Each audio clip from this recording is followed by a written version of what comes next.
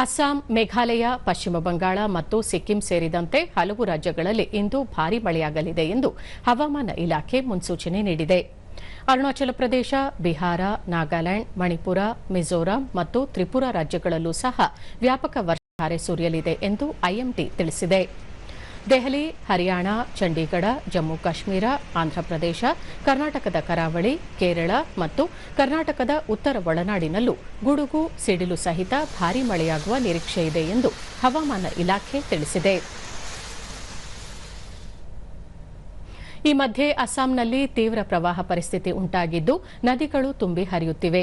ಅನೇಕ ಪ್ರದೇಶಗಳು ಜಲಾವೃತಗೊಂಡಿದ್ದು, ಸಾಮಾನ್ಯ ಜನಜೀವನ ಅಸ್ತವ್ಯಸ್ತಗೊಂಡಿದೆ.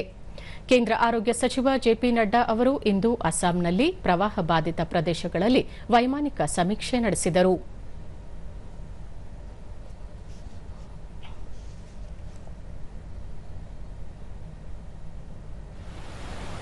ಕರ್ನಾಟಕದ ಕರಾವಳಿ ಹಾಗೂ ಮಲೆನಾಡಿನ ಹಲವು ಜಿಲ್ಲೆಗಳಲ್ಲಿ ವ್ಯಾಪಕ ಮಳೆಯಾಗುತ್ತಿದ್ದು, ನದಿ ಹಾಗೂ ಜಲಾಶಯಗಳು ಉಕ್ಕಿ ಹರಿಯುತ್ತಿವೆ.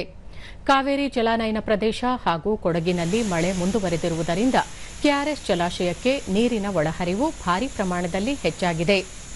ಉಡುಪಿ, ಶಿವಮೊಗ್ಗ, ಉತ್ತರ ಕನ್ನಡ, ದಕ್ಷಿಣ ಕನ್ನಡ, ಕೊಡಗು, ಬೆಳಗಾವಿ ಸೇರಿದಂತೆ ಹಲವು ಜಿಲ್ಲೆಗಳಲ್ಲಿ ಮಳೆಯಾಗುತ್ತಿದ್ದು, ನದಿಗಳು ತುಂಬಿ ಹರಿಯುತ್ತಿವೆ.